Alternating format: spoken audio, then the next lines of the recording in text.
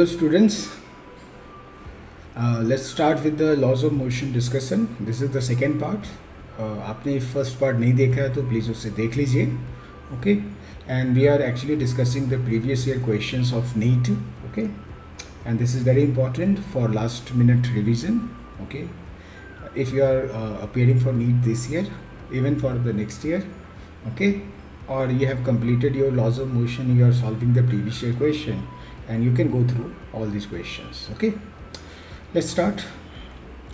Already I have discussed the 20 question. Okay, 21st will be at end, I guess. Okay, so let's start with the 22nd question.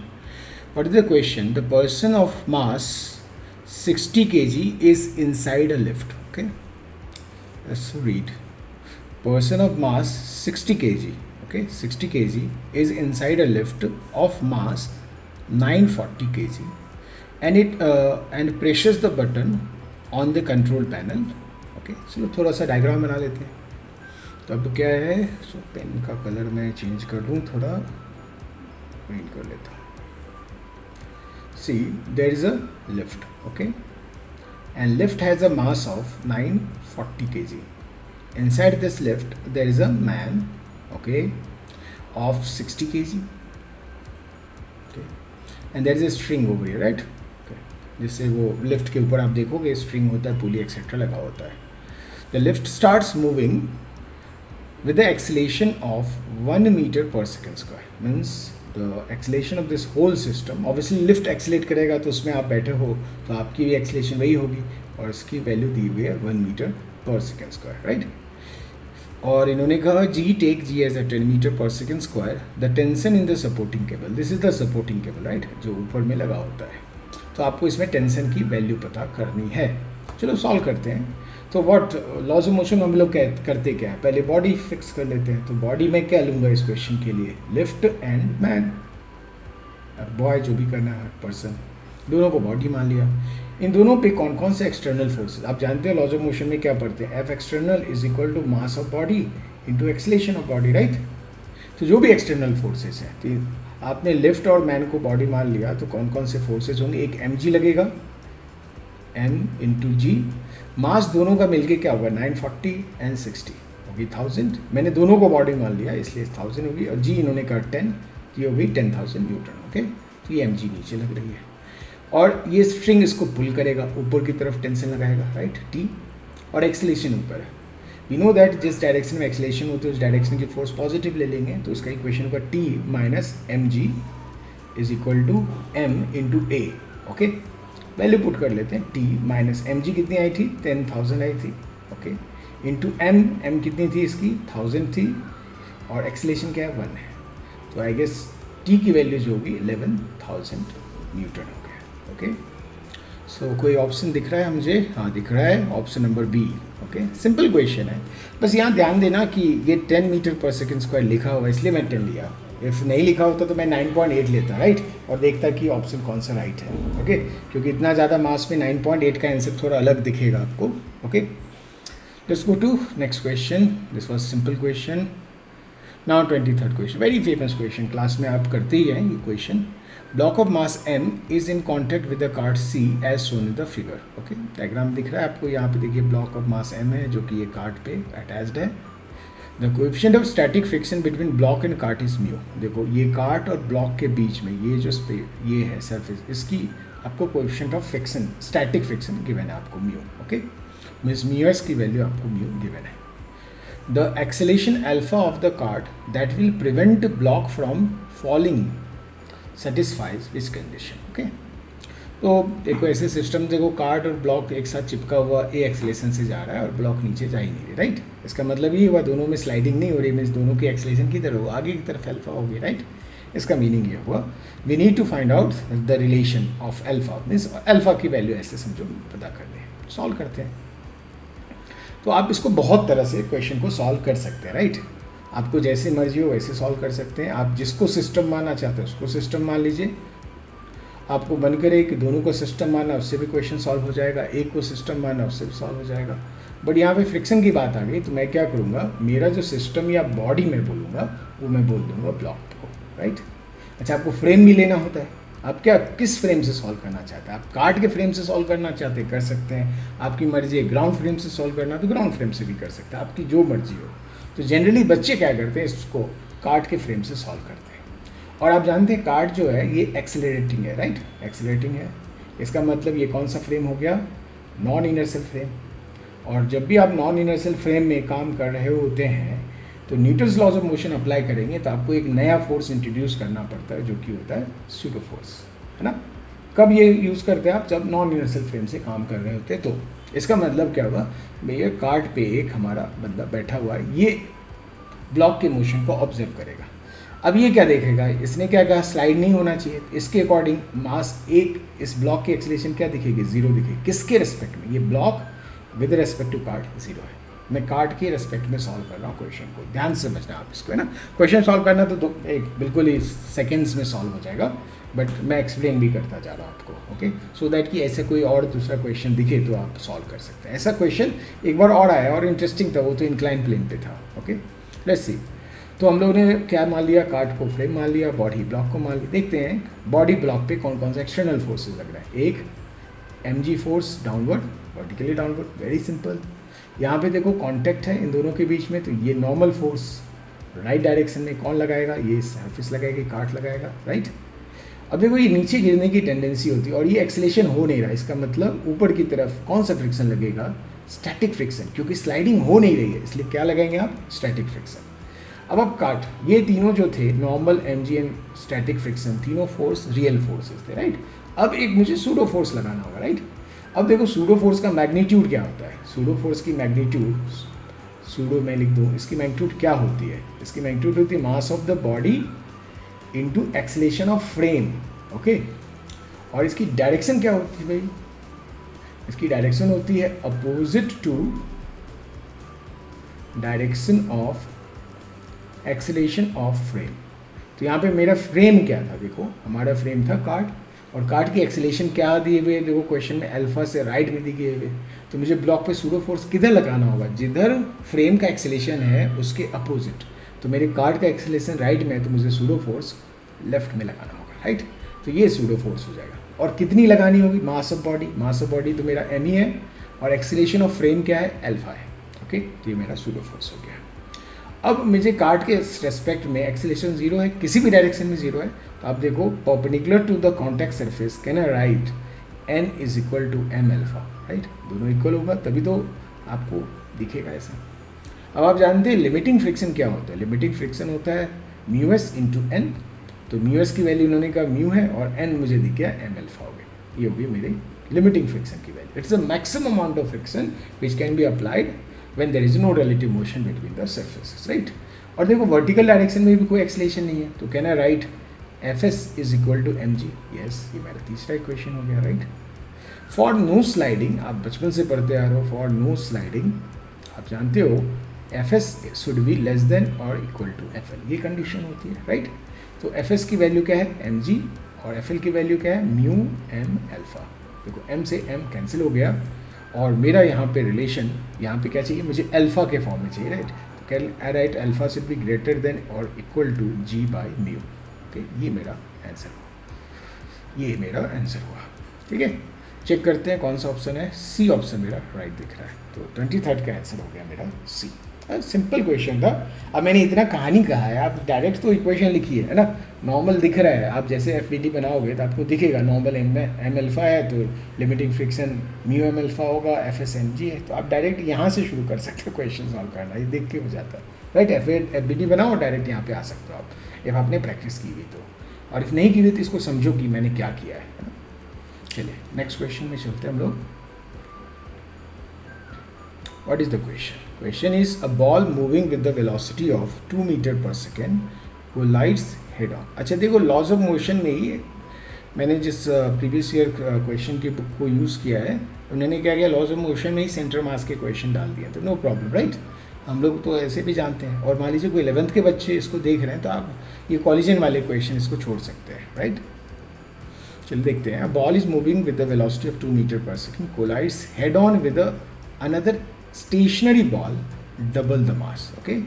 इसका मतलब देखो एक मास m था हमारा, है ना, दूसरा मास डबल मास का था, 2m था। ये जो है ये u1 जो है 2 मीटर पर सेकेंड से जा रही थी और इसकी जो वेलोसिटी थी 0 थी, रेस्ट पे था, right. If the coefficient of restitution, आप जानते हैं कोएफिशिएंट ऑफ रेस्टिट्यूशन को ई से लिखते हैं, this is 0.5, it is given to you. Which type of collision it will be, the partial elastic और पार्शियल इलास्टिक कॉलिजन, राइट, ठीक है। Then their velocity after collision will be. अब इसके बहुत सारे शॉर्टकट भी हम लोग क्लास में पढ़ा देते हैं, बट आप डायरेक्ट भी कर सकते हो, राइट। आप तो क्लास में मेरे बैठे नहीं हो, तो मैं क्या करता हूँ इसको बेसिक से समझाता हूँ। तो आप इसको कैसे करते हैं सॉल्व, बेसिक समझिए। आप सिस्टम क्या करेंगे, आप बोथ ब्लॉक्स को ले लीजिए, ब्लॉक्स को ले लिया मैंने सिस्टम, राइट, दोनों को मैंने सिस्टम ले लिया। अभी मैंने दोनों को सिस्टम ले लिया, आप ध्यान से समझना, इन दोनों को मैंने सिस्टम ले लिया। तो आप बताओ हॉरिजॉन्टल डायरेक्शन में कोई फोर्स है क्या? नहीं, ये फ्रिक्शनलेस है, कुछ नहीं लिखा है, स्मूथ सरफेस हो, है ना। तो obviously no f external in horizontal direction, और हॉरिजॉन्टल डायरेक्शन में कोई फोर्स नहीं है, तो आप क्या कर सकते हो, लीनियर मोमेंटम ऑफ सिस्टम जो इनिशियल है that should be final linear momentum, right. Initial is equal to final, right. अब फाइनल डायग्राम में बना लेता हूँ। सपोज आफ्टर कॉलिजन m है, ये 2m है। सपोज m की वेलोसिटी हो गई थी v1 और 2m की वेलोसिटी हो गई थी v2, और यही दोनों हम लोगों को निकालना, राइट। तो हम लोग लीनियर मोमेंटम इनिशियल देखते हैं। तो इनिशियल लीनियर मोमेंटम क्या होता है, mass into velocity, m into 2। तो इसको मैं लिख दिया 2m प्लस ये होगा 2m इंटू 0, तो वो 0 हो जाएगा। इनिशियल लीनियर मोमेंटम हो गई सिस्टम की। सिस्टम में मैंने देखो दोनों को माना, राइट। फाइनली देखो m v1 plus 2m v2, right. तो ये हो गई हमारा mm कैंसिल हो जाएगा, तो आप देख सकते हो v1 plus 2v2 is equal to 2। It is my equation number 1। अब आते हैं कोएफिशिएंट ऑफ रेस्टिट्यूशन के फॉर्मूले पे। E can be written as v2 minus v1 upon u1 minus u2, okay. आपने पढ़ा हुआ, ये हेड ऑन कॉलिजन में यूज़ करते हैं, या आप कह सकते हैं along the line of impact आप E के फॉर्मूला यूज़ करते हैं, ओके। तो ये देखो E की वैल्यू 0.5 मैं इस हाफ में लिख देता हूँ, v2 माइनस v1। u1 कितनी थी, 2 थी, और u2 तो 0 थी। तो यहाँ से मुझे क्या इक्वेशन मिल रहा है, v2 minus v1 is equal to 1। This is my equation 2। अब 1 एंड 2 कर सकते हैं, मान लो कर लेते हैं। 2v2 इज इक्वल टू 2, दोनों को ऐड करो, v1 देखो कैंसिल हो जाएगा, तो आपको क्या हुआ 3v2 इज इक्वल टू 3। तो v2 की वैल्यू तो मुझे आ गई 1, ओके। तो इफ़ v2 1 है तो v1 तो आपने को निकाल सकते हैं ना। v1 की वैल्यू क्या हो जाएगी, यहाँ से किसी इक्वेशन में v2 2 1 है, तो ये 0 दिख रहा है मुझे, v1 की वैल्यू हो जाती 0। इतना तो आपने बचपन में किया है। तो 0,1 हमारा आंसर होना चाहिए। तो हमारा आंसर हो गया ए, ओके। सिंपल, बिल्कुल आसान सा क्वेश्चन है। लीनियर मोमेंटम कंजर्व कीजिए और ई का इक्वेशन लिखिए, ख़त्म।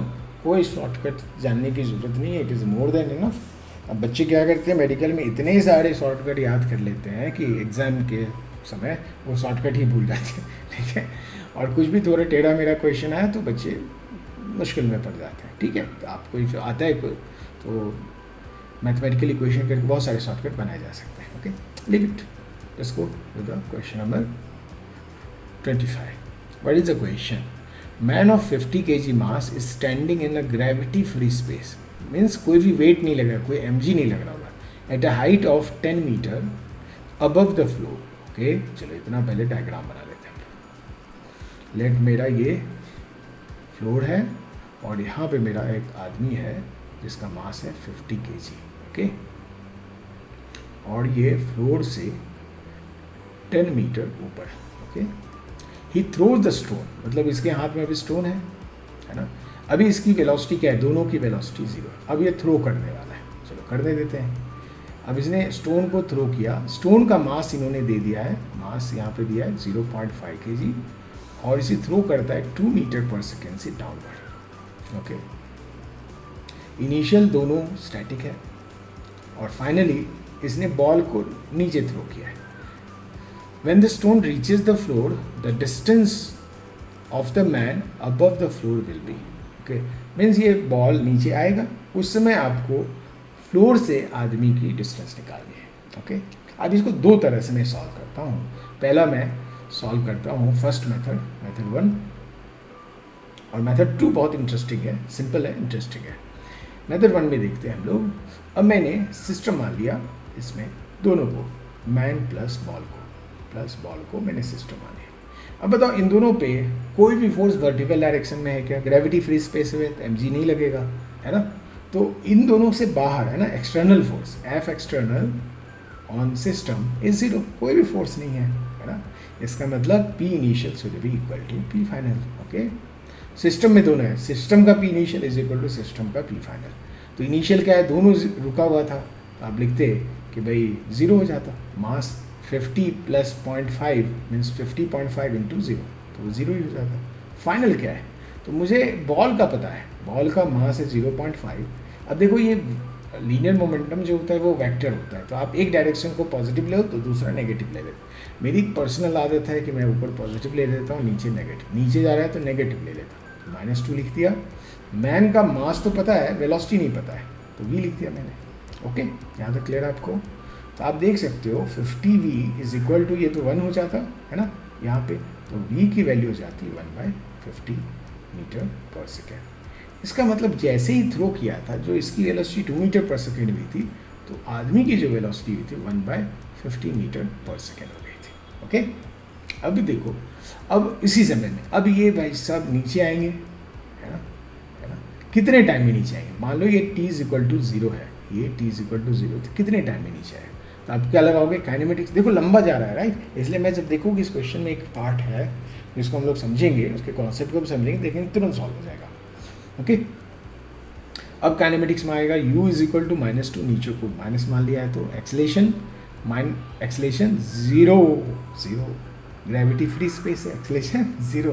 ओके, और डिस्प्लेसमेंट कितनी हो गई? नीचे -10 जाना है, और टाइम पता करना आपको, कितने टाइम में नीचे गया देखते हैं अभी।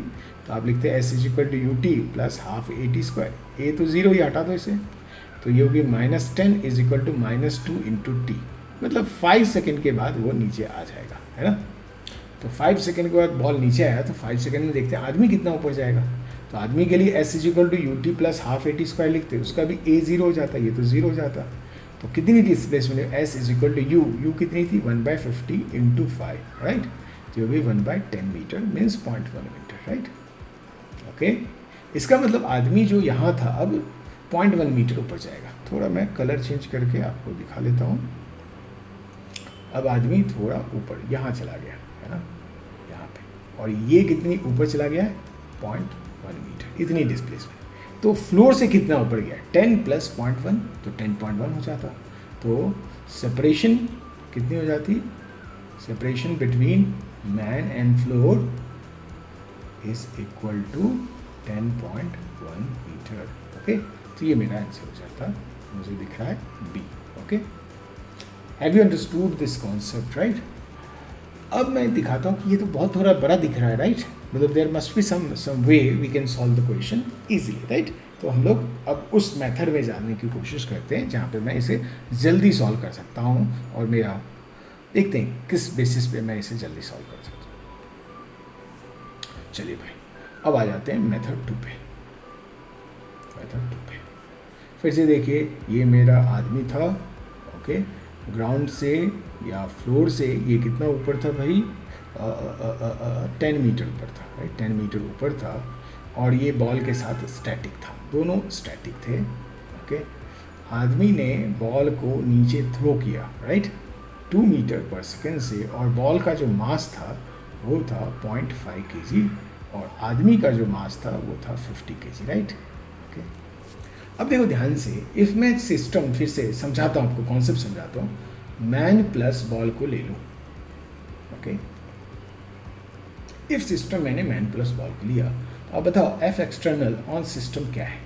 जीरो है, कोई तो है ही नहीं, बाहर से कोई फोर्स लगाना है। आदमी बॉल पे लगा रहा है, और बॉल जो आदमी पे फोर्स लगा रहा है वो इंटरनल फोर्स हो गया, बाहर का कोई फोर्स।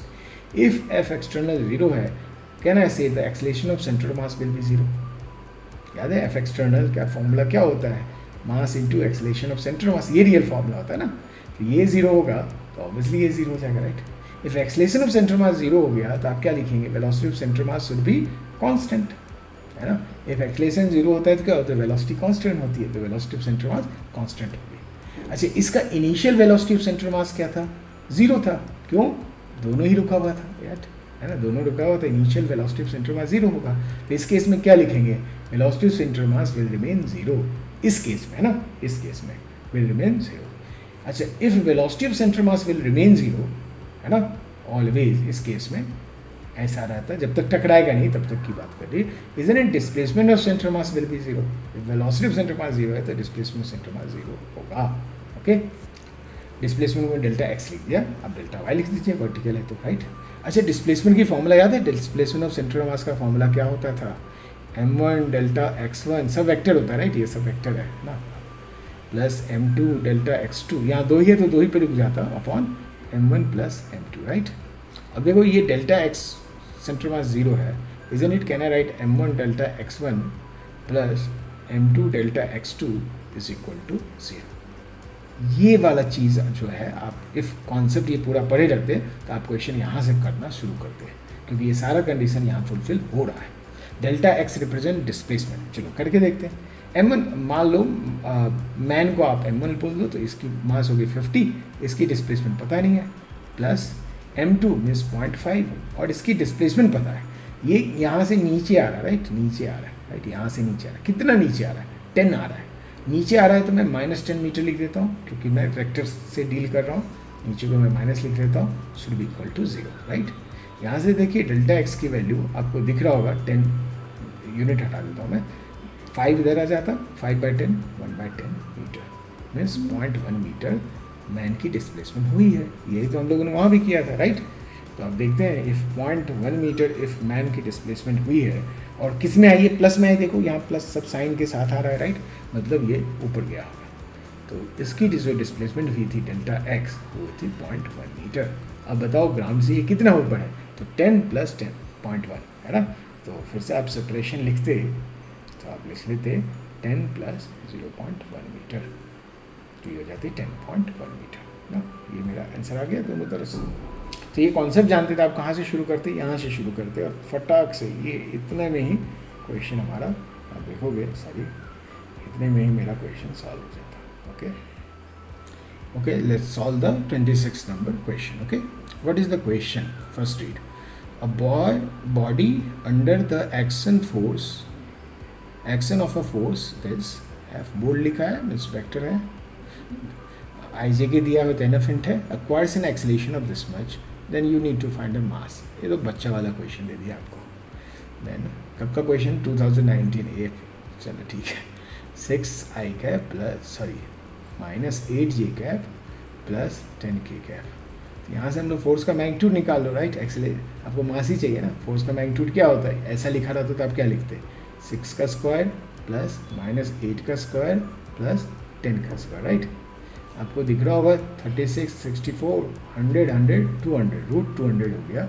इसको हम लोग लिख सकते हैं 10√2, सब ऐसा ही यूनिट में, तो न्यूटन में लिख देता हूँ मैं राइट। और इसकी एक्सेलेरेशन कितनी थी? 1 मीटर पर सेकेंड स्क्वायर। पूछा मास क्या होगा? आप जानते हैं मास की मैग्नीट्यूड लिख सकते हैं फोर्स का मैग्नीट्यूड अपॉन एक्सेलेरेशन की मैग्नीट्यूड, तो ये 10√2 Newton upon 1 metre per second square. सब ऐसा ही में, तो आप क्या लिखते हैं? 10√2 kg, सिंपल। तो आई गेस इसका आंसर हो जाता है हमारा डी, है ना। 26 का आंसर हो जाता है हमारा डी। आई होप आपको समझा ये क्वेश्चन। नेक्स्ट चलते हैं नेक्स्ट क्वेश्चन की तरफ। ये तो बहुत ज़्यादा सिंपल क्वेश्चन था। अब आते हैं 27 नंबर क्वेश्चन। क्या है भाई? Mass of lift 2000 kg, okay, when the tension in the supporting cable दिया हुआ आपको, ओके, इतना है, then its acceleration is, okay. देखो सपोर्टिंग केबल वाले 2 बार क्वेश्चन आ चुका हमारा। अब देखो ये लिफ्ट है, कोई आदमी है नहीं, और इस लिफ्ट का मास आपको दिया हुआ है 2000 kg है राइट। और यहाँ से आप जानते हैं सपोर्टिंग केबल लगा होता है लिफ्ट के ऊपर, ओके। और इसमें टेंशन आपको दिया, ऑब्वियसली इस लिफ्ट पे टेंशन ऊपर लग रहा हुआ, इसकी वैल्यू लिखी हुई है 28,000 न्यूटन, ऐसा लिखा हुआ आपको, okay. Then they have asked you what is its acceleration, आपको एक्सेलेरेशन पता करना। तो आप बॉडी किसको मानते हैं? मैं लिखता जा रहा हूँ, लिफ्ट मान लेते हैं। तो लिफ्ट पे, और फ्रेम ऑब्वियसली ग्राउंड लेके चलूँगा मैं, लिफ्ट पे टेंशन ऊपर लगता और इस पर mg नीचे लगती राइट, mg नीचे लगता, ओके। m 2000 है, g को 10 मान लो, तो ये होगी 20,000 न्यूटन, ओके। अब आप जानते हो कि ऊपर का फोर्स बड़ा है, नीचे का फोर्स छोटा है, तो एक्सेलेरेशन किधर होगी? ऊपर ही होगी, है ना। सिंपल है, एक्सेलेरेशन ऊपर होगा। तो एक्सेलेरेशन अपवर्ड वाला ही आंसर हो सकता है, ए और सी तो गया, है ना। तो अब एक्सेलेरेशन क्या लिखते हैं आप, देखो एक्सेलेरेशन लिखते हैं ऊपर का फोर्स 28,000 माइनस नीचे का फोर्स 20,000 अपॉन मास, मास क्या है 2000 है, राइट। तो 4 हो गया, 4 मीटर पर सेकेंड स्क्वायर, और एक्सेलेरेशन किधर है, अपवर्ड है। तो कौन सा ऑप्शन दिख रहा है मुझे, बी ऑप्शन दिख रहा है आपका 27 का आंसर बी। ओके, सिंपल है। आगे बढ़ते हैं हम लोग। चलिए 28th क्वेश्चन क्या है, 3 forces acting on a body, 3 forces acting body given in the figure. हाँ दिख रहा है, एक 2 न्यूटन है, एक 1 न्यूटन है, तीसरा 4 न्यूटन है, right. To have the resultant force only in y direction, okay, आपका नेट फोर्स वाई डायरेक्शन में ही होना चाहिए। The magnitude of minimum additional force, minimum याद रखना, मिनिमम एडिशनल फोर्स देवास में चौथा फोर्स भी है जिसको आप इससे ऐड कर दो, जिससे नेट जो फोर्स हो वो किधर आए, वाई डायरेक्शन में आए। ओके, और वो जो नया वाला फोर्स है फोर्थ फोर्स, उसकी मिनिमम वैल्यू चाहिए। ओके, सिंपल है। चलो सॉल्व करते हैं इसको। अब एक एक करके इसी डायग्राम में इफ मैं सबका कंपोनेंट निकालना आपको सिखाऊं, सपोज इसको मैं F1 बोल देता हूँ, इसे मैं F2 बोल देता हूँ, और इस वेक्टर को बोल देता हूँ F3। तो आप F1 का कंपोनेंट निकाल सकते हैं क्या, बिल्कुल। F1 वेक्टर क्या होता, अब देखो ये नेगेटिव वाई एक्सिस से 30 डिग्री बना रहा है, राइट। इसका ये वाला कंपोनेंट और ये वाला कंपोनेंट निकालना होगा, राइट। तो इसका जो x कंपोनेंट होता है ये राइट डायरेक्शन में आता, और y कंपोनेंट जो होता है नीचे आता, नीचे मतलब नेगेटिव आ जाता। तो आप इसका x कंपोनेंट क्या लिखते हैं, 2 न्यूटन, और वो sin 30 लिखना पड़ता है आपको, x कंपोनेंट sin 30 आई कैप, है ना। आपको समझा होगा शायद, कंपोनेंट निकालना आना चाहिए आपको, प्लस, ठीक है। अब देखो इसका जो y कंपोनेंट नीचे है, तो मैं प्लस ना लिख के क्या लिख दूंगा, माइनस, और 2 cos, देखो जिस एक्सिस से 30 डिग्री बना रहा है तो उसमें cos लिखना पड़ता है, 30 जे कैप। ओके, ये हो गया हमारा sin 30 हाफ होती है, तो ये हो गया आई कैप माइनस √3 जे कैप। ओके, ये हो गया मेरा F1।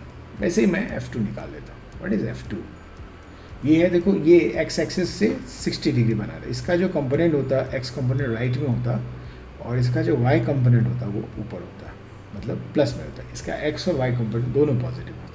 एक्स कंपोनेंट क्या लिखते हैं, 1 cos 60 डिग्री आई कैप, आप जानते हैं जिस एक्सिस से एंगल बना रहे तो उसमें cos लिख लेते हैं, प्लस 1 sin 60 डिग्री जे कैप। कंपोनेंट निकालने के लिए आप पहले से जानते हैं, ये हाफ हो जाती तो मैं लिख देता 0.5 आई कैप, और ये हो जाता √3/2 जी कैप। सिंपल। चलिए वैसे हम लोग तीसरा फोर्स भी देखते हैं। तीसरा फोर्स, ये फोर्स है 4 न्यूटन, राइट। इसका देखो एक्स कंपोनेंट जो होता है वो लेफ्ट साइड में आता, मतलब नेगेटिव लिखना पड़ता, और इसका जो वाई कंपोनेंट होता है वो ऊपर आता है, मतलब पॉजिटिव लिखना। एक्स कंपोनेंट क्या लिखते हैं, -4, देखो 30 डिग्री बना रहा है वाई एक्सिस से, इसका मतलब एक्स एक्सिस के लिए साइन लिखना पड़ेगा, sin 30 आई कैप प्लस 4 cos 30 जे कैप। इसको भी ऐड कर लीजिए, इसको लिख लीजिए, हाफ होता है तो ये -2 आई कैप हो गया, और प्लस √3/2 होता है cos 30 की वैल्यू, राइट, 3/2, तो ये 2√3 जे कैप हो गया। पहले हम लोग इन तीनों फोर्सेस को ऐड कर लेते हैं। अच्छा, ये सारा काम तो मैं अभी आपको बताने के लिए धीरे धीरे कर रहा हूँ, आप क्लास में करते मतलब एग्जाम में करते बहुत कर देते, 1.5 और -2, तो -0.5 आई कैप हो गया, राइट। यहाँ तक क्लियर है। जे कैप देखिए -√3, यहाँ कैसे तो 0.5√3, और ये है, ये 2.5 में बन गया 1.5√3 ये कैप। अब ऐड वैड तो कर ही लेंगे आपको। अब इसने क्या कहा है कि आप इसमें एक F4 फोर्स ऐड कीजिए, इसमें ऐड कीजिए, इन तीनों में ऐड कीजिए, जिससे रिजल्टेंट जो है सिर्फ वाई डायरेक्शन में मिले, है ना, वाई डायरेक्शन में मिले, ठीक है, सिर्फ वाई में मिले। इसका मतलब जो आई कैप वाला कैंसिल होना चाहिए, यानी F4 में इतना श्योर है कि 0.5 आई कैप प्लस में होना चाहिए। ये दोनों ऐड करते तो अपने आप 0 हो जाता, ओके। प्लस यहाँ पे कुछ भी जे में लिख सकते थे तो भी वाई डायरेक्शन में आ जाता, लेकिन इन्होंने एक और कंडीशन जोड़ दी, मिनिमम। अच्छा, जे कैप में आप कुछ भी लेंगे तो वो F4 का जो मैग्नीट्यूड होगा ज़्यादा होने लगेगा, राइट। तो आपको जे कैप में क्या लेना चाहिए, 0, ठीक है, आप जानते होंगे ये बात। तो ये 0.5 होना चाहिए सर, तो हो गया 0.5, ओके, क्लियर है ना। मान लो F4 की वैल्यू आप लिख रहे हो, ध्यान से समझो मैंने मिनिमम क्यों बोला, इतना तो श्योर है, प्लस यहाँ पे कुछ भी जे कैप होता है, आप जानते हो F4 का मैग्नीट्यूड क्या लेते हैं, √0.5 का स्क्वायर प्लस वो जो भी लिखा रहता है उसका स्क्वायर, राइट। ऑब्वियसली F4 की मिनिमम मैग्नीट्यूड कब होगी, जब ये वाला पार्ट 0 होगा, राइट, इसलिए मैंने लिखा 0.5. ओके, आई होप मैंने आपको डिस्क्राइब कर दिया. फोर्स लिखा हुआ है बट इसको आप वेक्टर में ले सकते हैं इस क्वेश्चन को, राइट. सो देख क्वेश्चन नंबर 29 क्या है भाई. Block b is pushed momentarily along the horizontal surface with the initial velocity of b. Okay, तो ये देखो ब्लॉक है, मैं डायग्राम अलग से बना देता हूँ. ब्लॉक है, इसकी जो इनिशियल वेलोसिटी है वो आपको दी हुई है v. ओके, राइट डायरेक्शन में. The mu is the coefficient of sliding friction, okay, between B and the surface. मतलब mu के sliding friction का coefficient mu के लिखते हैं, इसकी वैल्यू आपको इन्होंने mu दी हुई है. Block will come to rest after how much time? Time बताना है कितने टाइम के बाद ये रेस्ट पे आ जाएगा. मतलब कभी ना कभी तो रेस्ट पे आएगा, इसकी वेलोसिटी 0 हो जाएगी, है ना. तो आपको पता करना है ये t = 0 है तो t = t पता करना है कब हुआ ऐसा. ओके, अच्छा, ब्लॉक जब इस हॉरिजॉन्टल सरफेस पे जा रहा होगा, तो ये सब तो बच्चों वाला क्वेश्चन है. मान लो ब्लॉक का मास m है तो आप लिखते हैं mg. फोर्स नीचे लगता, ऑब्वियसली नॉर्मल फोर्स ऊपर लगता, तो नॉर्मल की वैल्यू हो जाती mg, राइट. तो काइनेटिक फ्रिक्शन क्या होता है, म्यू के इंटू एन होता है. म्यू को बोला इन्होंने म्यू ले लो, तो म्यू mg हो जाता है. काइनेटिक फ्रिक्शन ये हो जाता है. अच्छा, ये देखो राइट साइड में जा रहा है तो इन दोनों ब्लॉक और सरफेस में स्लाइडिंग हो रही है, इसलिए स्लाइडिंग फ्रिक्शन लगाएंगे, राइट. और इफ़ राइट साइड में ब्लॉक जा रहा है तो ये सरफेस किधर लगा था, काइनेटिक फ्रिक्शन पीछे लगा था, है ना. म्यू के mg पीछे लगा था. और कोई फोर्स हॉरिजॉन्टल डायरेक्शन में ब्लॉक में लग रहा है, नहीं लग रहा है, सिर्फ काइनेटिक फ्रिक्शन पीछे लग रहा है. इसका मतलब इस ब्लॉक की एक्सेलेरेशन किधर होने लगी, जिधर फोर्स उधर ही एक्सेलेरेशन पीछे होती और फोर्स में मास से डिवाइड कर देते तो एक्सेलेरेशन हो जाता. ये हो जाती म्यू के जी. ओके, अब मुझे पता है इनिशियल वेलोसिटी आपको दिया हुआ है v, फाइनल वेलोसिटी पता है 0, एक्सेलेरेशन पता है पीछे की तरफ. मान लो आपने राइट को प्लस माना है यानी प्लस v लिख दिया तो लेफ्ट माइनस v हो जाता है minus mu G, right. Okay, clear है यहाँ तक आपको. ओके, तो आपको पता करना है टाइम. अब काइनेमेटिक्स में पढ़े हो uv/at, आप लिखते हैं formula v = u+at. Okay, v 0 हो गया, फाइनल वेलोसिटी 0 है, इनिशियल वेलोसिटी v लिखा है माइनस म्यू जी टी. तो मुझे तो t यहाँ से दिखा है v/म्यू जी. ओके, तो v/म्यू जी कहीं पे है, यस ये है. ओके, चलिए हो गया. अभी आप वेक्टर यूनिट डायमेंशन भी करते तो ये आप देख के भी कट कर सकते थे. आप कहते या तो d होगा या a होगा, बट आंसर तो यहाँ पे a है. ओके, चलिए आगे बढ़ते हैं. सिंपल क्वेश्चन है, लॉज ऑफ मोशन और काइनेमेटिक्स दोनों को ऐड किया है. Question number 30. ओके, इस तरह के क्वेश्चन आप देखेंगे लास्ट जो हमारा पार्ट 1 था लॉज ऑफ मोशन उसमें भी था ये. इसमें आपको बॉल का मास दिया हुआ है, मैं लिखता जाता हूँ. बॉल का मास है 0.5 kg. Okay, moving with the speed of 12 metre per second, strikes the hard wall at an angle of 30 degree with the wall. देखो डायग्राम दिख रहा है, वॉल से 30 डिग्री एंगल बन रही है, right. It reflects with the same speed at the same angle. मतलब ये 12 से आ रहा है तो वो 12 से जा रहा है, मतलब ये 12 मीटर पर सेकेंड से ही जाएगा. इफ़ 12 मीटर पर सेकेंड से आया है तो ऐसा क्वेश्चन में गिवन है. If the ball is in contact with the wall for 0.5 second, the average force. तो पहले समझते हैं एवरेज फोर्स होता क्या है. एवरेज फोर्स होता क्या है. एवरेज फोर्स होता है change in linear momentum upon delta T. Okay, change in linear momentum क्या होता है, mass into final velocity minus initial velocity, है ना. ये हो गया, और डेल्टा टी जितना टाइम है. अब देखो मास हमें दिया हुआ है डायरेक्ट, डेल्टा टी भी दिया हुआ है. अब मुझे v माइनस यू का वेक्टर सब्ट्रैक्शन करना है, राइट, है ना. ये मेरा v हो गया, ये v हो गया और ये मेरा u हो गया. इन दोनों का वेक्टर सब्ट्रैक्शन करना है, v माइनस यू करना है. अब v माइनस यू करने के बहुत सारे तरीके हो सकते हैं. ओके, अब डायरेक्ट आपको, बिकॉज यहाँ पे डायरेक्ट ही फोर्स का आपको मैग्नीट्यूड पता करना है, सिर्फ फोर्स का मैग्नीट्यूड पता करना है, तो आप v माइनस यू का मैग्नीट्यूड निकाल सकते थे, राइट. v माइनस यू का मैग्नीट्यूड क्या लिखते हैं आप, a माइनस वी वेक्टर का मैग्नीट्यूड क्या लिखते हैं, पहले का स्क्वायर प्लस दूसरे का स्क्वायर माइनस 2vu कॉस उनके बीच का एंगल थीटा. अब देखो ये भी 12 है तो लिख देते 12 का स्क्वायर प्लस 12 का square. Okay, minus 2 into 12 cos theta. और इन दोनों के बीच का एंगल क्या है, ये देखो ये वेक्टर इनिशियल वेक्टर ऐसा जा रहा है, ऐसा, राइट. तो ये u वेक्टर हुआ और ये v वेक्टर हुआ, दोनों का टेल मिलाना होता है और उसके बीच का एंगल ये है 60 डिग्री एंगल है इसके बीच का, है ना। ये एंगल नहीं है इन दोनों के बीच का, ठीक है। तो how you find out the angle between two vectors, you have to join their tails and there will be two angles between them, you have to find out the smaller angle. तो ये 60 degree है, cos 60 मैंने लिख दिया, right. cos 60 क्या होती है, half होती है, राइट। तो आप देखोगे इसकी जो वैल्यू हो जाती है, ये देखो हाफ होती है, -144, ये कैंसिल हो जाता, ये आ जाती 12 हम लोग को पास आ जाती।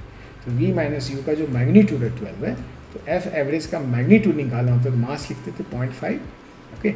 और v माइनस यू का magnitude means 12 upon delta t is how much is given 0.25 second, तो ये 0.25 2 हो जाता, ये देखो 24 न्यूटन, सब ऐसा ही रखा है, 24 न्यूटन हो गया, राइट। ऐसा। अच्छा, फोर्स की डायरेक्शन भी पूछ लेता तो इंटरेस्टिंग आता, तो आपको v माइनस यू वैक्टर आपको करना पड़ता, right. v minus you vector करना पड़ता, ठीक है।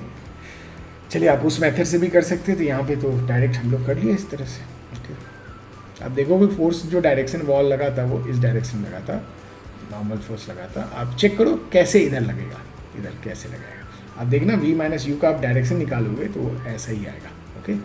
आप कंपोनेंट मेथड से भी ये सब्ट्रैक्शन कर सकते थे, उससे भी आंसर आता आपको। जैसी जिसकी श्रद्धा आप उससे करते रहो।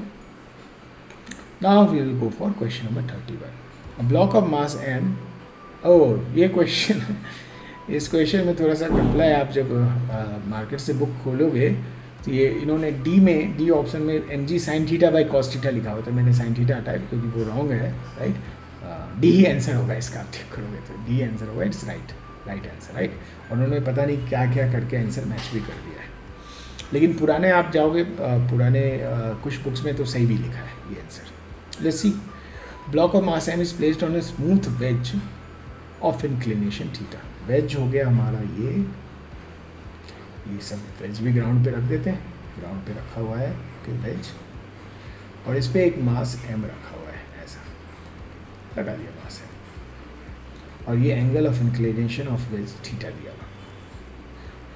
The whole system is accelerated horizontally so that block does not slip on the wedge, ठीक है। तो ये दोनों जो है राइट साइड में एक्सेलरेशन ए से जा रहा है और इन दोनों के बीच में कोई स्लाइडिंग नहीं हो रही है। आपको पता करना है force exerted by wedge on the block, okay. आपको पता करना है वेज ब्लॉक पे कितना फोर्स लगा है। अब देखो ये कांटेक्ट में है, तो वेज और ब्लॉक के बीच में कौन सा फोर्स लग सकता है, सिर्फ कांटेक्ट फोर्स लग सकता है, राइट। इन दोनों के बीच में कौन सा फोर्स लग सकता है, सिर्फ कांटेक्ट फोर्स। आप जानते हैं कांटेक्ट फोर्स दो तरह के कह सकते हैं आप, या इसके दो कंपोनेंट होते हैं, एक होता है नॉर्मल, दूसरा होता है फ्रिक्शन। अब इन्होंने क्या लिखा है, वेज इज स्मूथ लिखा है, इसका मतलब इस क्वेश्चन में फ्रिक्शन तो है नहीं, बेसिकली आपको नॉर्मल फोर्स निकालने को कहा है, ठीक है। और कंडीशन दी क्या दी है, नो स्लाइडिंग का कंडीशन है। अब आप इसको ग्राउंड फ्रेम से भी सॉल्व कर सकते हो और वेज फ्रेम से भी सॉल्व कर सकते हो। तो मैं पहले बॉडी चुनता हूँ हमेशा, जब भी लॉ ऑफ मोशन करते हैं तो मैं ब्लॉक को ले लिया। फ्रेम लेना है तो आप ग्राउंड से भी सॉल्व कर सकते हो या वेज से भी सॉल्व कर सकते हो, मैंने वेज लिया है। Isn't it wedge is accelerating in right direction? Isn't it wedge is non-inertial frame? Non-inertial frame. If ये non-inertial frame है तो आपको क्या लगाना पड़ता है, pseudo force, okay, pseudo force है। pseudo force का मैग्नीट्यूड क्या होता है, मास ऑफ बॉडी, जो भी आपने बॉडी लिया है, into acceleration of frame, right.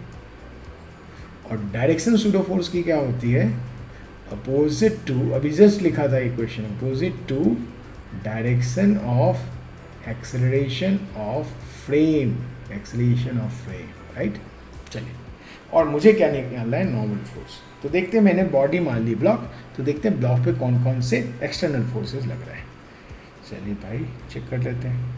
पहला तो आप जानते हैं कि mg लग रहा होगा इधर, है ना, और आप पहले से पता ही होगा mg का ये कंपोनेंट आप निकाल सकते हैं, mg साइन थीटा, है ना। mg का ये कंपोनेंट भी आपको पता ही होगा, mg cos थीटा। कंपोनेंट निकाल लिया हमने, तो भाई mg को भूल जाते हैं कि भाई mg का काम खलास, है ना। अब देखो ये जो सरफेस पे कांटेक्ट में है, तो ये नॉर्मल फोर्स इधर लगा था, perpendicular to surface towards the body, normal force इधर लग रहा था। अब बिकॉज मैं किस फ्रेम से हूँ, वेज फ्रेम से हूँ, मुझे सूडो फोर्स लगाना होगा। एक्सलेशन देखो, फ्रेम मीन्स वेज राइट में एक्सलेट कर रहा है, तो इस ब्लॉक पे मुझे लेफ्ट में सूडो फोर्स लगाना होगा। लेफ्ट में लगा दिया मास इनटू फ्रेम की एक्सलेशन ए मान ली थी मैंने, ए मान लिया, राइट। अब ये देखो एंगल थीटा है तो ये भी थीटा है, तो एम ए का ये कंपोनेंट कैसा हो जाएगा, इस डायरेक्शन में लूँगा मैं, हो जाएगा m a cos theta, right. और एम ए का ये वाला जो कंपोनेंट होगा वो हो जाएगी m a sine theta. I guess आपको कंपोनेंट निकालना आता है, राइट। सिंपल, मैं ये मान के चल रहा हूँ, हो गया। तो एम ए का भी काम हो गया, तो एम ए को भी हटा दूँ, इसको मान लेते हैं नहीं है। अब देखो मेरा फ्रेम क्या है, वेज है, तो मैं वेज पे आके मेरा आदमी यहाँ से ऑब्जर्व कर रहा है। ये क्या ऑब्जर्व कर रहा है, there is no sliding. If sliding नहीं हो रही है, can I write acceleration of block with respect to wedge will be zero. इसका मतलब एफ विल बी जीरो, है ना, नेट फोर्स जीरो दिखना चाहिए आपको इसके रेस्पेक्ट में, राइट। इसका मतलब देखो, मैं हमेशा इंक्लाइन प्लेन क्या होता है, तो perpendicular to incline and along the incline solve करता हूँ। परपेंडिकुलर टू इंक्लाइन देखिए नॉर्मल फोर्स है और ये दोनों है, ये दोनों है ना। तो ऑब्वियसली इस डायरेक्शन में एक्सेलरेशन जीरो होने के लिए नॉर्मल को किसके इक्वल होगा, m a sine theta plus M G cos theta, और यही मेरा आंसर होने वाला है, मुझे नॉर्मली निकालना था। दूसरा, आप अलॉन्ग द इंक्लाइन देखो, नीचे में एम जी साइन थीटा है, ऊपर में m a cos theta, equal कर देंगे। Can I write m a cos theta is equal to m g sine theta, right. Simple है, एम से एम कैंसिल हो गया, मुझे ए चाहिए होगा, ए की वैल्यू दिख रही है मुझे, जी टेन थीटा लिख देता हूँ, मुझे ज़रूरत नहीं है यहाँ पे अपॉन कॉस थीटा लिखे, क्योंकि मुझे यहाँ पे रिप्लेस करना है, इसलिए मुझे पहले से पता है। एम ए की वैल्यू क्या लिख देते, G sine theta upon cos theta plus M G cos theta. Cos theta LCM लेते तो ये हो जाता है एम जी, सॉरी एक साइन थीटा छूट गया है ना, ये तो ए ही था, इंटू साइन थीटा लिखते तो साइन स्क्वायर हो जाता है, right.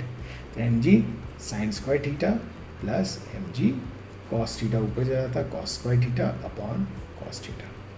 Sign square theta plus cos square theta 1 होता है, तो आप इसको लिख सकते थे m g upon cos theta, ये मेरी आंसर हो गई, ये डी मेरा आंसर। तो मैं पूरी कहानी कर रहा हूँ, आप डायरेक्ट एफवीडी बनाइए, ये स्टेप लिखिए और ये स्टेप लिखिए, आपका क्वेश्चन सॉल्व हो जाता है। ओके, आई होप आपको समझा।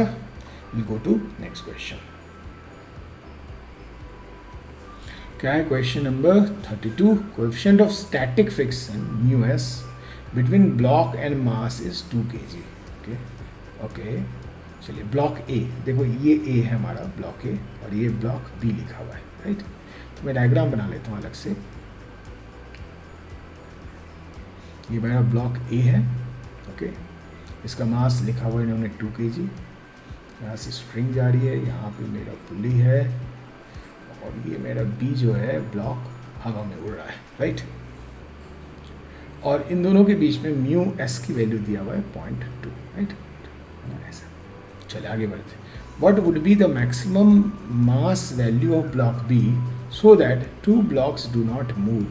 ओके, मीन्स इसकी भी एक्सेलरेशन 0 एंड इसकी भी एक्सेलरेशन 0 हो। ओके, तो m की कौन सी वैल्यू पूछिए, मैक्सिमम आपको पता करना है, मैक्सिमम वैल्यू ऑफ m, मतलब value of m means block mass, block b का मैक्सिमम मास क्या लोगे जिससे ये दोनों रुका ही रह जाए। और g की वैल्यू उन्होंने कहा है कि 10 मीटर पर सेकेंड स्क्वायर लीजिए। चलिए कर लेते हैं। तो कैसे सॉल्व करेंगे, एक तो डिटेल में कर सकते हैं और शॉर्टकट से भी कर सकते हैं, जैसे करना करो। पहले देखो 2 kg ब्लॉक लो, 2 kg पे को एफबीडी ड्रॉ करना है मुझे, तो मैं कलर चेंज कर लेता हूँ। इस पे देखो mg नीचे लग रहा होगा, m की वैल्यू 2 और g बोला 10, तो 20 न्यूटन नीचे लग रहा है। नॉर्मल फोर्स ऊपर लग रहा होगा, वर्टिकल डायरेक्शन में कोई एक्सेलरेशन नहीं है। Can I write normal is 20। Limiting friction क्या होती है, mu s into n, mu s की वैल्यू 0.2, एन की वैल्यू 20, ये हो गई 4 न्यूटन। लिमिटिंग फ्रिक्शन मैंने निकाल के रख लिया, राइट। चल आगे बढ़ते हैं। अब ब्लॉक 2 में आप देखिएगा, ये स्ट्रिंग जो है टेंशन राइट साइड में लगाएगा T, राइट। तो ऑब्वियसली इसे रुके रहने के लिए लेफ्ट डायरेक्शन में फोर्स चाहिए और वो चल नहीं रहा है, एक्सेलरेशन 0, तो कौन सा फोर्स लगेगा, स्टैटिक फ्रिक्शन। तो यहाँ से एक इक्वेशन आएगा T is equal to Fs, ठीक है। ये मेरा इक्वेशन 1 हो गया। अब इस m पे आते हैं। इस m पे mg फोर्स नीचे लग रहा है, टेंशन T, एक ही स्ट्रिंग है तो सेम ही स्ट्रिंग हो जाए T, और एक्सेलेरेशन इसकी भी जीरो है, तो can I write t is equal to m g. ये दूसरा इक्वेशन हो गया। पहले और दूसरे से can I write f s is equal to m ji, right, very simple. Yes, do we know for no sliding, for no sliding, no sliding, ये जो एफ एस है, ये जो एफ एस है, इसकी वैल्यू एफ एल के equal या कम होनी चाहिए, राइट। तो एफ एस आ गया मेरा m g equal to f l की वैल्यू आ गई थी 4, राइट। जी की वैल्यू मैं 10 लेने को कहा है, तो एम की वैल्यू आप लिख सकते हो 0.4 kg। यहाँ से इसको रीड करो क्या लिखा हुआ है, M should be less than और equal to 0.4 kg, means M का मैक्सिमम पॉसिबल वैल्यू क्या है, 0.4 kg। तो कहीं दिख रहा है मुझे, हाँ दिख रहा है, 32 का आंसर मैं इस तरह से लिख देता डी। आई होप आपको समझा, एकदम मैं बेसिक से समझा रहा हूँ ताकि आपको सब कुछ अच्छे से समझ में आना चाहिए। ओके, आई होप आपको ये समझ में आ गया होगा, इसका आंसर डी। चलिए आगे बढ़ते हम लोग। 33 क्वेश्चन क्या है भाई, monkey of mass 20 kg is holding a vertical rope, rope will not break when a mass of 25 kg is suspended from it but will break if mass exceeds 25 kg। तो पहले तो ये देखते हैं कि ये स्ट्रिंग की ब्रेकिंग स्ट्रेंथ की बात कर रहा है, इसका मतलब इसमें कितना मैक्सिमम टेंशन ये बियर कर सकता है ये वाला स्ट्रिंग। तो 25 kg है, तो देखो यहाँ पे mg लगाते हैं तो 25g मीन्स g को इन्होंने कर दिया 10 लेने, तो 25 न्यूटन हो जाता। यहाँ पर टेंशन T इस समय क्या होता है, मैक्सिमम पॉसिबल टेंशन ये स्ट्रिंग ये बियर कर सकता है। अब जानते हैं इसकी एक्सेलरेशन ऑब्वियसली जीरो होती, तो कितना मैक्सिमम टेंशन ये स्ट्रिंग बियर कर सकता है, तो कह सकते हैं 250 न्यूटन बियर कर सकता है। ये इन्होंने दूसरे सेकेंड में सेंटेंस में बोला है। पहले सेंटेंस में क्या बोला है भाई साहब कि ये स्ट्रिंग है ना, और यहाँ पे एक मंकी भाई साहब ऐसे हैं लटके हुए हैं, ओके, और इसका मास जो है आपको दिया हुआ है 20 kg है। इसके नीचे तो ढीला ढीला स्ट्रिंग रहता है, ऊपर का टाइट रहता है ना। Okay, the rope will not break, ऐसे लिखा। What is the maximum acceleration with which monkey can climb up, मतलब इसकी ऊपर की जो एक्सेलेरेशन है इसकी मैक्सिमम वैल्यू पूछी गई है, और मैक्सिमम किससे डिसाइड करेगा, इसके टेंशन से, है ना। इसकी मैक्सिमम टेंशन हो सकती है कितनी, 250 न्यूटन, उसके बाद तो ये ब्रेक कर जाएगा। जब इसका मतलब इसमें टेंशन 250 होगा तभी इसकी एक्सेलेरेशन मैक्सिमम होगी। देखते हैं, तो आपको पता करना है ये एक ही मैक्सिमम वैल्यू। चलते हैं, अब मंकी को इफ मैं बॉडी मान लूँ, तो फ्री बॉडी डायग्राम मंकी का बनाते हैं। तो इस पर टेंशन टी ऊपर लग रहा है, ऊपर में टाइट स्ट्रिंग है, नीचे की स्ट्रिंग ढीली होती है, राइट। इस पर mg फोर्स नीचे लग रहा है और इसकी एक्सेलेरेशन ऊपर है, राइट। तो कहना है राइट इक्वेशन टी, देखो ऊपर एक्सेलेरेशन, ऊपर का force positive, minus mg is equal to ma, right. T minus m कितनी है इसकी 20, g 10 लेने का है, ये 200 हो गया, इज इक्वल टू 20a। अब यहाँ से ध्यान से देखो a की मैक्सिमम वैल्यू कब होगी, जब t की वैल्यू मैक्सिमम होगी, सिंपल है। ओके, तो a की मैक्सिमम वैल्यू होने के लिए t की मैक्सिमम वैल्यू होनी चाहिए। मैं थोड़ा लिख लेता हूँ, ये सब तो मन में कर लेते हैं आप, मैक्सिमम वैल्यू होनी चाहिए, सिंपल मैथ्स है। और t की मैक्सिमम वैल्यू हम लोगों ने पहले निकाला, 250 minus 200 is equal to 20 into A max, right. तो ए मैक्स जो दिख रहा है मुझे, ये 50/20 means 2.5 metre per second square दिख रहा है, सिंपल। तो कौन सा ऑप्शन दिख रहा है, B is my right correct option, right. Simple, समझ में आया। थोड़ा सा हल्का सा प्यार से करिए, क्वेश्चन आसानी से सॉल्व होगा, जल्दी भी सॉल्व होगा, ओके। और मैं यहाँ सारे स्टेप लिख रहा हूँ, बहुत सारे स्टेप तो आप मन में भी कर लेते हैं ना एग्जाम में। क्या क्वेश्चन है, अब मास दिया हुआ आदमी का 80 kg, he stands on the weighing scale in the lift which is moving upward with the uniform acceleration of this much. पहले डायग्राम बना लेते हैं। ये है मेरा लिफ्ट और इसमें है मेरा आदमी जिसका मास है 80 kg, ओके। और ये एक वेइंग मशीन पे खड़ा हुआ है ना, ऐसा लिखा। और ये पूरी की पूरी लिफ्ट जो है ऊपर जा रही है 5 मीटर पर सेकेंड स्क्वायर से, ओके। तो आपको पता करना है वेइंग मशीन की रीडिंग क्या होगी। तो आप रीडिंग ऑफ वेइंग मशीन कैसे समझते हो, रीडिंग ऑफ वेइंग मशीन,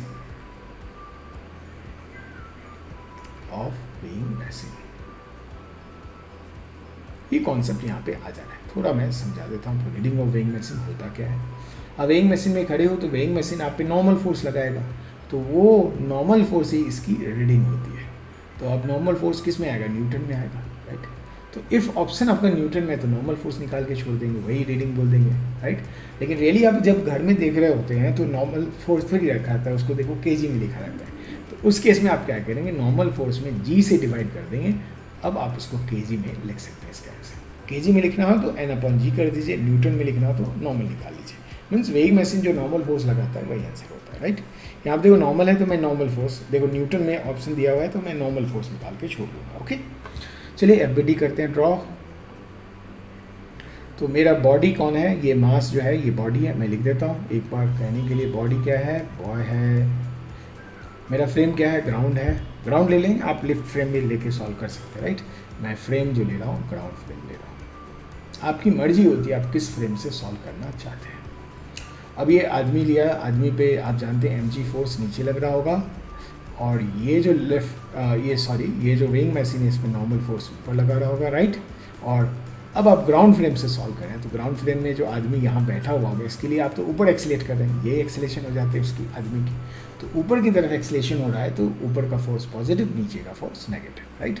तो I can write n minus mg is equal to ma, right. तो नॉर्मल फोर्स की वैल्यू हो जाती mg प्लस ma। ये तो आप लोगों को रटा हुआ रहता है, राइट। इतना आप कर रहे तो देख के कर लेते हैं question solve. m into G plus ए लिख लेते हैं। m की वैल्यू गिवन है 80 और g की वैल्यू उन्होंने कहा 10 लो और a की वैल्यू गिवन है 5। तो 15 इंटू 80 क्या हो जाता है, 15 इंटू 80 तो हो जाती 1200 न्यूटन, राइट। तो हमारा आंसर हो जाता बी इज़ करेक्ट ऑप्शन। तो आई गेस आपको समझ में आया, ये भी सिंपल है और ये सब क्वेश्चन तो आपको याद रहता है, आपने इतनी प्रैक्टिस की होती क्लासेस में, ये सब तो आपको समझ में आता रहता है, ओके।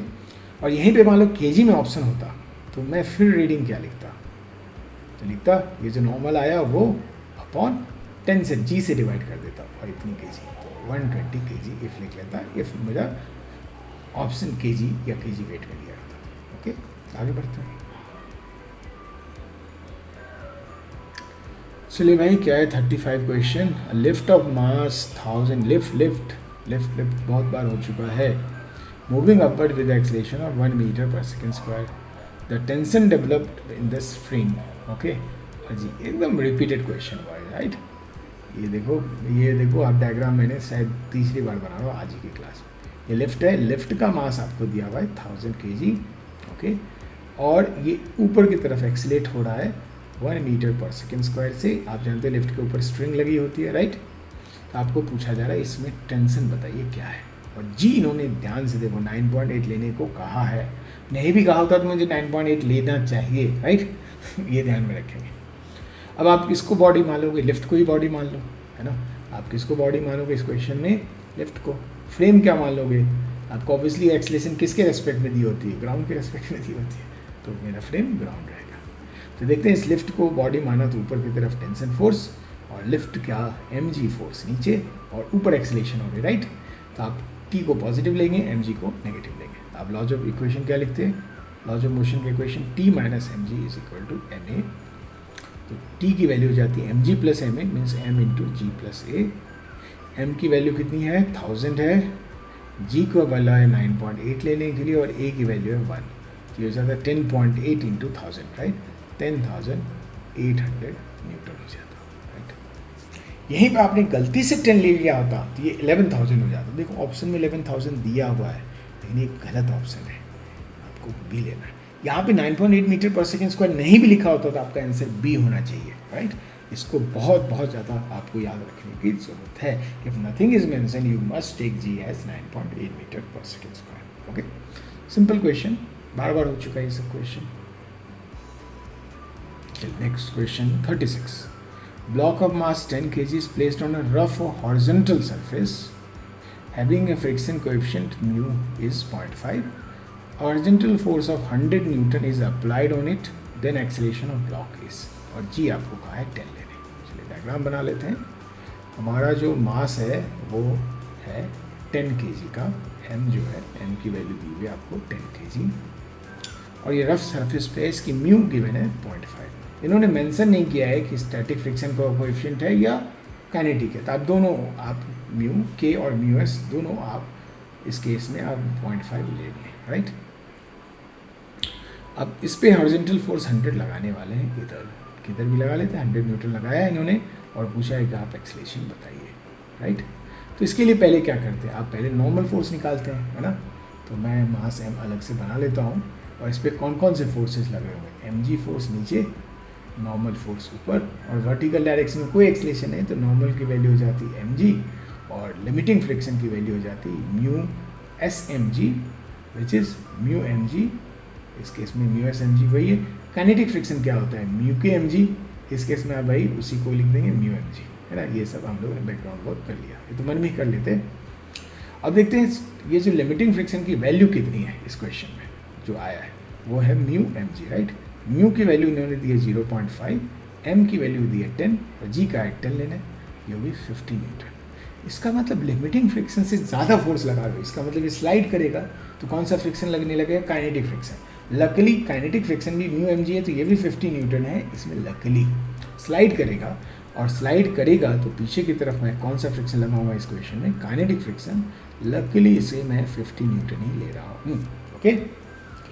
ऑब्वियसली इसकी एक्सलेशन किधर होगी, ये 100 है ये 50 है तो राइट में होगा एक्सलेशन। तो एक्सलेशन की वैल्यू आप क्या लिखते हैं, राइट में 100 माइनस 50 अपॉन टोटल मास, मास है 10 है, ये 50/10 means 5 metre per second square. इस क्वेश्चन के अकॉर्डिंग डायग्राम में राइट में जाता तो हमारा आंसर सी इसका राइट आंसर हो जाता है, सी। सिंपल है ना क्वेश्चन, ओके। चलिए नेक्स्ट क्वेश्चन पे चलते हैं हम लोग। Question number 37। What is the question, हाँ ये इंटरेस्टिंग क्वेश्चन आया। Object of mass 3 kg is given at rest, okay. तो वो 3 kg का ऑब्जेक्ट है और इसकी इनिशियल वेलोसिटी 0 है। अ force this is applied on it, एक फोर्स वेक्टर फोर्स दिया हुआ है आपको, देख लेते हैं हम लोग। Force is 6t² I cap plus 4t J cap, okay. तो इसका मतलब ग्राउंड पे रखने की ज़रूरत नहीं है, ये हवा में है ऐसा, ठीक है। तो आपको पता करना है velocity of particle at t is equal to 3 second, okay. चलिए ठीक है।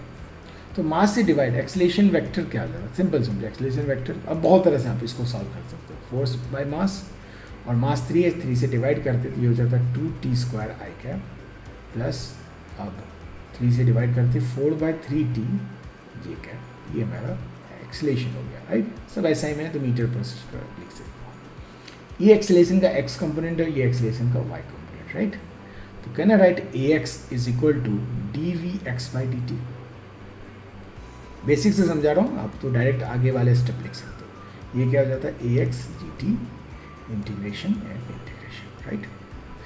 t इज इक्वल टू 0 पे वेलोसिटी क्या थी, 0 थी, x कंपोनेंट 0 था, वेलोसिटी 0 थी, यानी वेलोसिटी का x कंपोनेंट 0 था, y भी 0 था, राइट।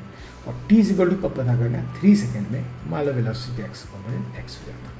लेफ्ट साइड सॉल्व करते तो vx हो जाता, राइट साइड में मुझे ax की वैल्यू कितनी है 2t² dt और 0 से 3। देखो इंटीग्रेशन मतलब मेडिकल में भी इंटीग्रेशन तो आता ही है, बट सिंपल वाला इंटीग्रेशन आता है, तो ठीक है।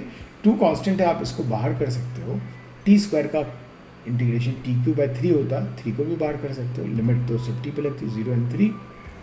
आप देख सकते हैं 3³ क्या हो जाता है 27, 2/3 इंटू 27 जो हो जाता 18 हो जाता, ये 18 मीटर पर सेकेंड vx आ गया आपका, राइट।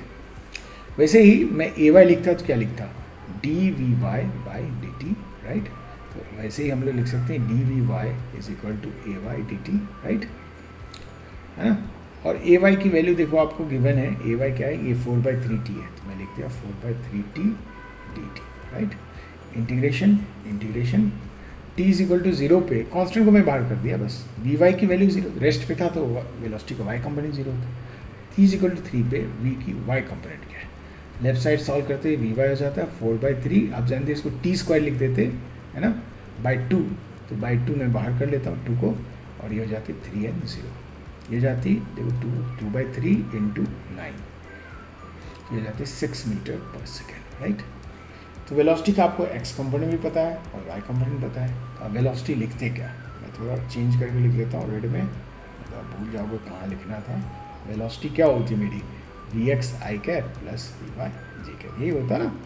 तो vx क्या है 18 आई कैप, vy क्या है 6 जे कैप, ऐसा कोई ऑप्शन दिख रहा है क्या? हाँ, ऑप्शन बी दिख रहा है। तो 37 का आंसर हो जाता हमारा बी। चलो भाई, 37 का आंसर बी, मैंने टिक कर दिया, 37 का आंसर बी। चलो आगे बढ़ते हैं हम लोग। 37 के बाद थोड़ा लंबा था, लेकिन इंटीग्रेशन जिसको आएगा तो ये देख के ही यहीं पे सॉल्व करना शुरू करते हैं। इतना लिखने थोड़ी बैठेंगे आप एग्जाम में, मुझे तो एक्सप्लेन करना था इसलिए मैं कर रहा था ये सब चीज़। ठीक है, ओके। 38 क्या है भाई? Players takes 0.1 second in catching a ball of mass 150 gram moving with the velocity 20 meter per second. Okay, यानी देखो इसकी बॉल की इनिशियल वेलोसिटी तो 20 मीटर पर सेकेंड थी, कैच लेने के बाद क्या होगा? इसकी वेलोसिटी 0 हो जाएगी, राइट? और ऐसा होने में कितना टाइम लगा दिया इन्होंने? 0.1 सेकेंड लगा दिया। और मास ऑफ बॉल दिया हुआ आपको 150 ग्राम, इसको केजी में कन्वर्ट करना है तो 1000 से डिवाइड कर लेते हैं तो ये इतना केजी हो जाता है, राइट? आपको एवरेज फोर्स निकालना है, आप जानते हैं, फिर से लिख देते हैं, F average mass delta P means P final minus P initial upon time interval delta T, P final M V minus M U लिखते हैं तो इसको आप ऐसे लिख सकते हैं अपॉन डेल्टा टी, राइट? यही निकालना है। मास की वैल्यू क्या है? 15/100 है। वी फाइनल यू 0 है, वी 0 है, माइनस यू की वैल्यू है 20, है ना? ये सब वेक्टर में आएगा। और डेल्टा टी की वैल्यू है 0.1, ठीक है? जो भी 15/100 इंटू माइनस 20/0.1 तो 200 हो जाता, तो इधर -30 न्यूटन। ये माइनस क्या बता रहा है समझो। मान लीजिए बॉल था इधर आ रहा था, राइट? कितने वेलोसिटी से आ रहा था? 20 मीटर पर सेकेंड से। यहाँ पे आपका हैंड था और हैंड में आप रोक लिया, तो देखो माइनस साइन का मतलब हुआ कि आपके हैंड ने इस बॉल पे लेफ्ट डायरेक्शन में फोर्स लगाया। कितने का लगाया? 30 न्यूटन का लगाया, राइट? तो 30 न्यूटन हमारा आंसर हो गया। ओके, मैग्नीट्यूड 30 न्यूटन है और इनिशियल वेलोसिटी जो बॉल की थी उसके अपोजिट डायरेक्शन में आपने ये फोर्स लगाया। ओके, चलिए, आई होप समझा। ये देखो ये भी बहुत ही फेवरेट हो गया लगता है। AIPMT को पहले, अब नीट बोलते हो, पहले AIPMT कहते थे। अब चलते हैं 39 नंबर क्वेश्चन।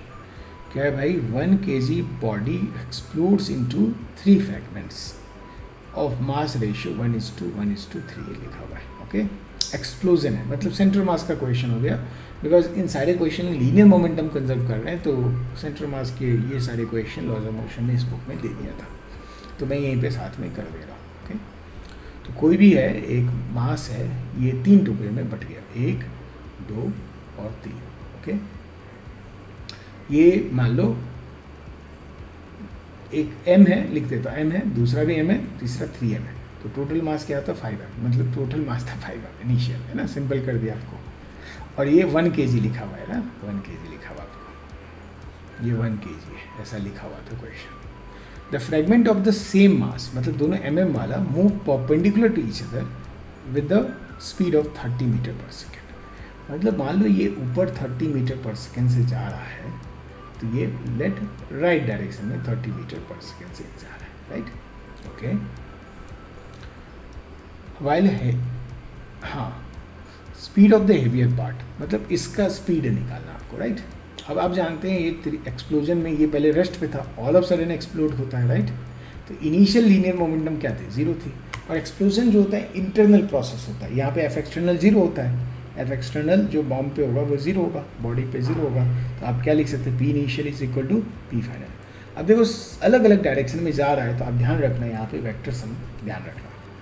तो पी इनिशियल तो भाई 0 ही है, रेस्ट में था, पी फाइनल, तो एम, ये m ले लो 30, राइट को मान लो x एक्सिस ले लेते, तो क्या मैं इसे 30m आई कैप लिख दूँ? ठीक है, ये तो 30 ऊपर है, ऊपर को मैं j कैप लिख लेता हूँ, तो आप क्या लिख सकते हो? प्लस 30m j कैप, है ना? ये हो गया दोनों का। और 3m का पता नहीं है तो मैंने 3m v लिख दिया इसकी वेलोसिटी, राइट?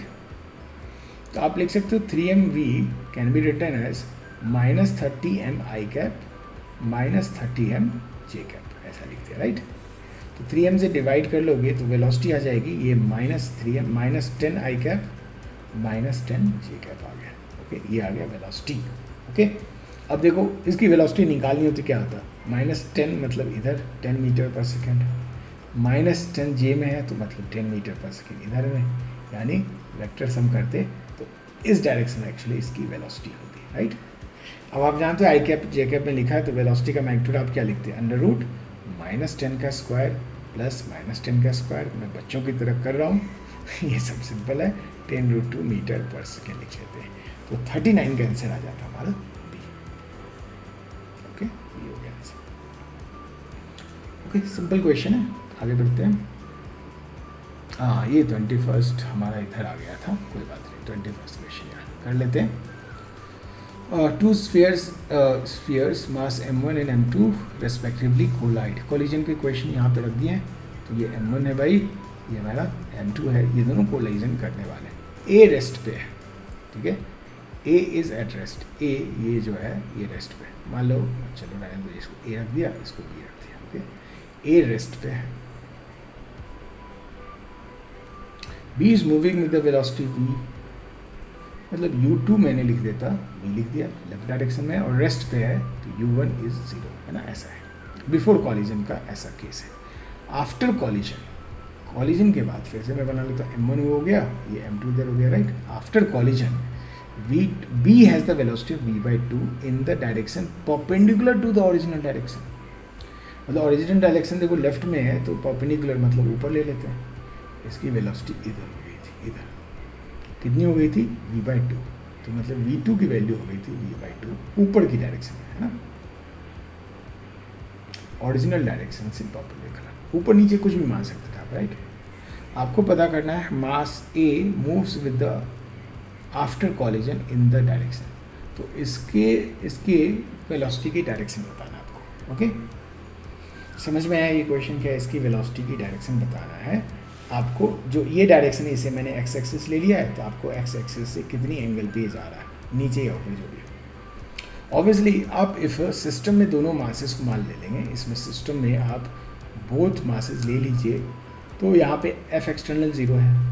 एफ एक्सटर्नल 0 का मतलब क्या है, आप लीनियर मोमेंटम कंसिडर कर सकते हैं, P initial should be equal to P final, right. तो कर लेते हैं पी इनिशियल, तो m1 इंटू 0 हो जाता, राइट।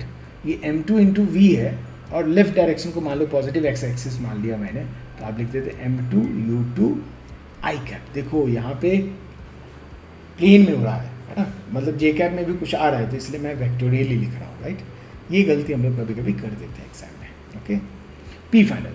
अब m2 का तो पता है ऊपर है, तो मैं लिख दिया m2 v/2 जे कैप ऊपर में, है ना, और m1 का पता नहीं है, m1 पता नहीं है, इसकी वेलोसिटी v लिख देता हूँ मैं। ओके, यहाँ तक क्लियर है आपको?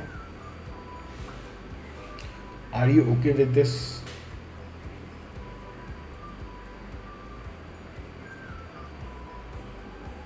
सही है ना? चलिए, तो मुझे ये v जो है ये v देखना है मुझे, ये किस डायरेक्शन में, राइट। तो कर लेते हैं, तो आप लिखते हैं m1v, क्या लिखते हैं आप, m2 u2 आई cap minus m2 sorry u2 क्या था, v था ना, v लिख देता हूँ, m2 v आई कैप माइनस m2 v/2 जे कैप, राइट। और m1 यहाँ से ले आते तो आप m1 से डिवाइड कर लेते और m2 से डिवाइड कर लेते, राइट। ये आ गया हमारा। तो v का देखो आई कैप, यहाँ ध्यान से देखो, ये जो ब्लॉक m1 है, इसका जो आई कैप डायरेक्शन में जो वेलोसिटी है वो इधर है, वो है m2/m1 इंटू वी, राइट। और इसकी जे कैप देखो, ऊपर मैंने प्लस लिया था तो नीचे में माइनस जे कैप होता, इधर होता, और इसकी वैल्यू है m2v/m1, राइट। m2v/2 मतलब 2 ऐसा था, राइट। तो ऑब्वियसली m1 की जो डायरेक्शन होती है वेलोसिटी की, वो इधर कहीं होती है, इधर, है ना। और ये एक्स एक्सिस से थीटा एंगल बना रहा है, तो आपको वही एंगल पता करना है। तो पहला ऑप्शन देखते हैं, same as that of B. नहीं, देखो बी किधर गया, ऊपर गया है, तो क्या ये ऊपर जा रहा है? नहीं, ये तो इस डायरेक्शन में वेलोसिटी जा रहा है, ये तो पहला ऑप्शन रॉन्ग है। अपोजिट डायरेक्शन बी, बिल्कुल नहीं, ये ऊपर, ये नीचे थोड़ी जा रहा है, कुछ टेढ़ा जा रहा है, तो मेरा आंसर ये या ये हो सकता है। चलो देखते हैं, tan थीटा लिखते हैं। tan थीटा क्या लिखते हैं आप वेक्टर में, ये मतलब ये अपॉन वो, अच्छा ये अपॉन वो, देखो हाफ दिख रहा है आपको, हाफ दिख रहा होगा, यस। तो थीटा क्या हो जाती है मेरी, tan इनवर्स हाफ, राइट। तो हमारा आंसर कौन सा दिख रहा है, सी। सिंपल है, सिंपल आंसर है। थोड़ा सा लीनियर मोमेंटम कंजर्वेशन ये 2D में भी आ गया, है ना, मतलब हेड ऑन भी आ सकता है, ऑब्लिक भी आ जा सकता है, इसको आप ऑब्लिक कॉलिजन करते हैं, और कैसे सॉल्व करना है आप देख सकते हैं, ऐसे सॉल्व करना होता है।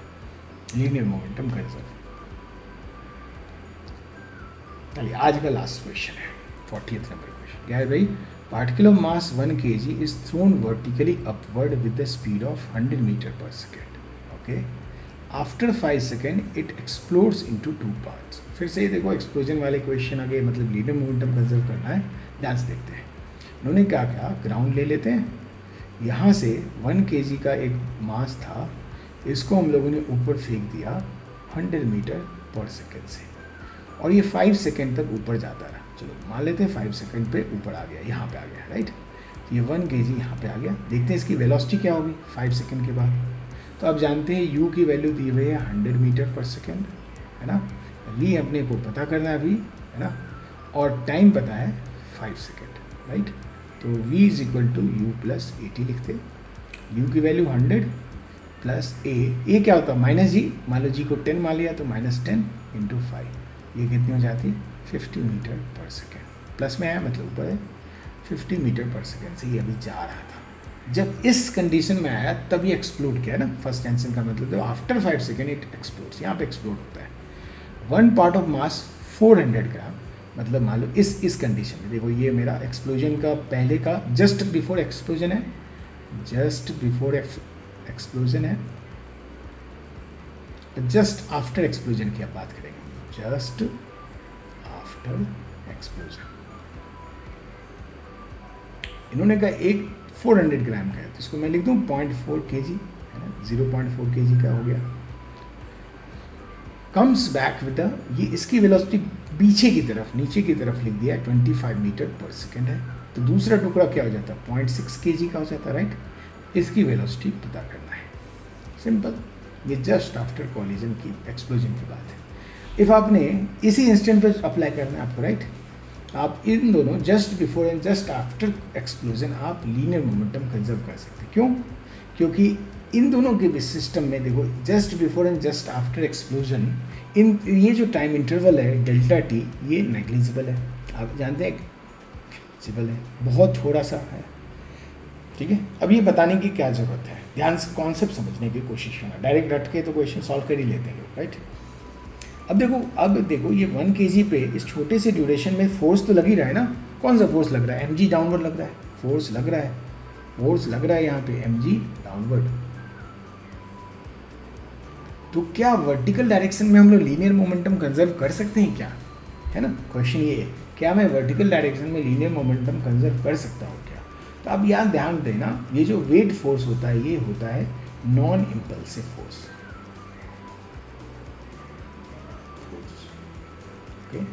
Non impulsive force.